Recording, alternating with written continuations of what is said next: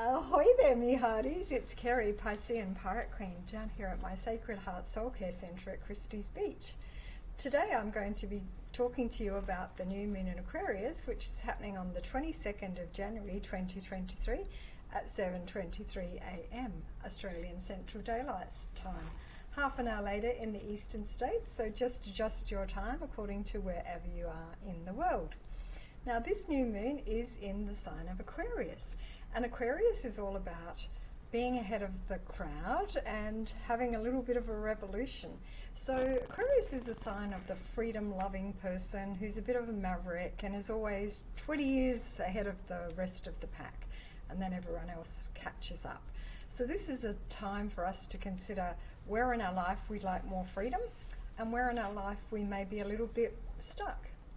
There are Sabian symbols associated with every degree of the zodiac, and this degree is, the meaning for it is an unexpected thunderstorm. So definitely expect the unexpected with this new moon. And new moons are a great time to plant the seeds of the intentions that you have for bringing about change into your life. And if you would like to do a little ritual, I have these little soul care, upside down, these little soul care kits down here at my soul care centre, which you can use to assist with a manifesting ritual. So it contains all the elements that you need, the fire, the earth, the air and the water, to go through a process of thinking about what your intentions are, what you'd like to bring more of into your life, and then going through the process.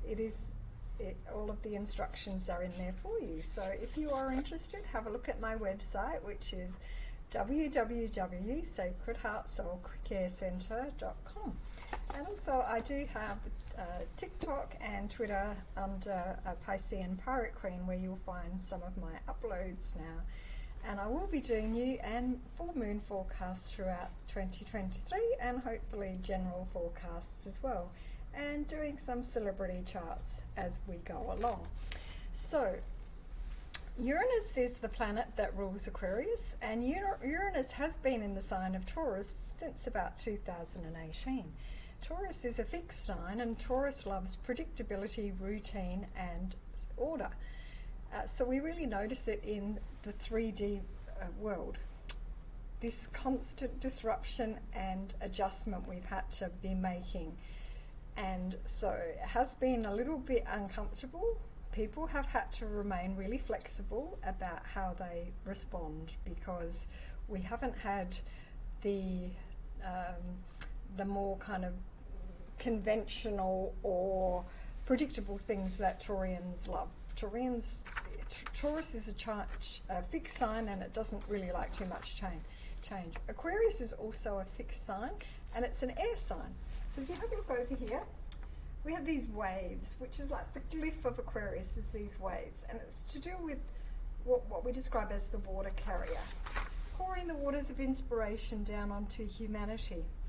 And waves help us to think, or water helps us to think of waves, but it's actually an air sign, and so these waves of inspiration are through the energy waves.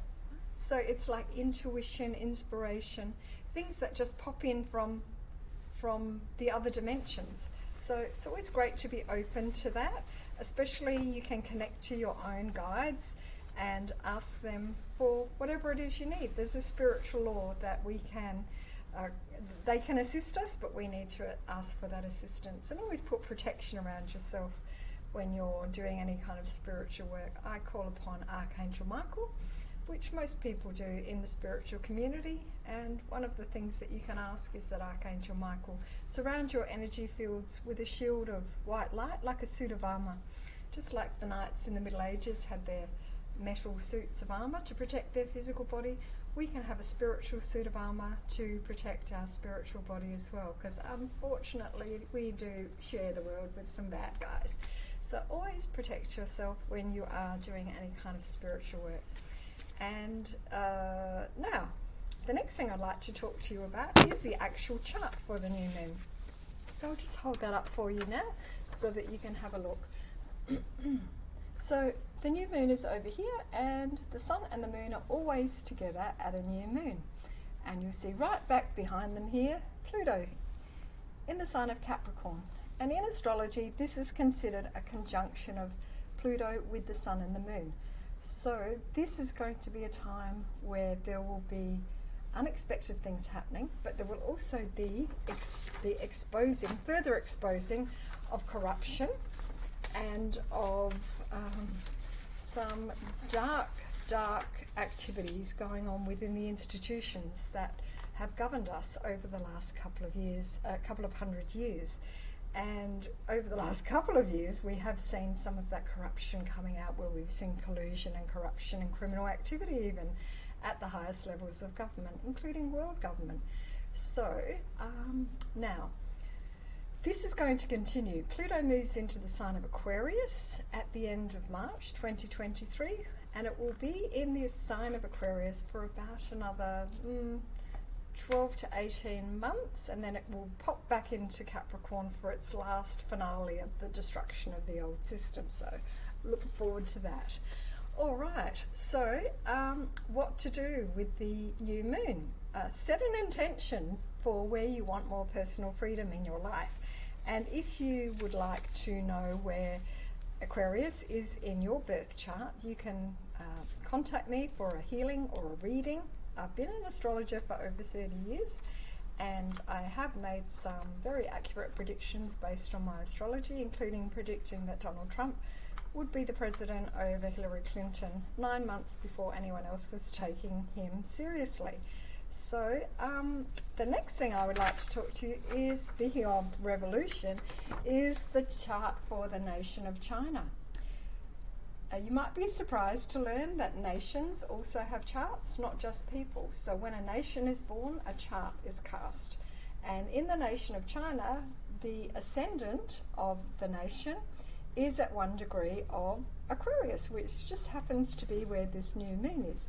So this will be the Chinese new moon as well, and the Chinese New Year. And so expect some major revolution happening, uprisings happening within the nation of China. In the national chart for China, their natal moon is at 3 degrees of Aquarius. So we see this as a society where people are considered equal, at a certain level. But of course we know that there is a ruling hierarchy where it is not necessarily equal in the way that it's sold. So that's just something that will be happening on the world stage. Now, the next thing I'd like to talk to you about is the chart for Meghan Markle. And Meghan and Prince Harry have been in the media quite a lot lately. But one thing I noticed, that Meghan is a Leo, and Leo is a sign that's exactly opposite Aquarius. And you will see that in Meghan's chart over here, she has the Sun and Mercury in Leo conjunct her North Node. So her soul journey is actually about expressing her own sovereignty and her own sense of being an individual here on the earth to fulfill her soul journey. And we each have our own soul journey, so we can't judge other people or what they're doing. But over here you will notice that in her relationship sector, which is the 7th house of the natal chart, is this little upside down cup, and this is called the South Node, and it represents the past or things we're releasing or letting go of. And so the new moon and Pluto are conjunct her South Node. So in the relationship sector, that suggests to me that there may be some changes going on in the relationship with Harry, maybe even an ending to the relationship in some way, shape or form, however that happens. And if you would like to know where the new moon falls in your chart, you can contact me to get a chart cast and get in touch through my Facebook page or website.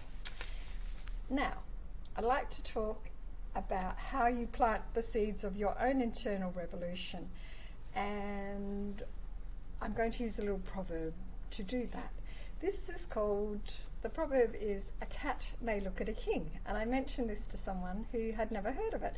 It is an English proverb, and it basically says that we have to behave certain ways in front of people who are more powerful or consider themselves to be an authority over us. But the king has no power over the cat, because the cat can just stare at the king, and the king will still pat the cat.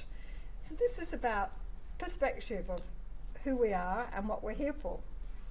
So I just like to ask the question, can a cat look at a king? And the answer is, of course, because the king thinks he's the king and the cat thinks she's the queen. So we have balance. Except when the male cat comes along, then he thinks he's the king. So it's all about perspective. And the moral of the story is, be the king or queen of your own life. It's the only one you have, and it's your story. So make it good. Don't bow down to governments, and don't worship idols and celebrities. Live your life as if you are one, because you are a divine creation. So I'd just like to finish off today, just excuse me, with a little reminder. You say you want a revolution, well, you know, we all want to change the world. It's up to all of us, guys.